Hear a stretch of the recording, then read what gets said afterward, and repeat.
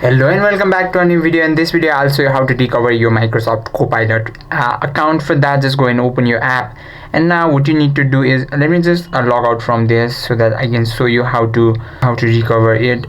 Let's say I am logged out from my account and I don't remember my password. So what I should do is go to my settings button and tap on sign in button, and then tap on Microsoft and tap on sign in with another, because that is already saved in my phone. So I'm here, I'll just enter my Microsoft account.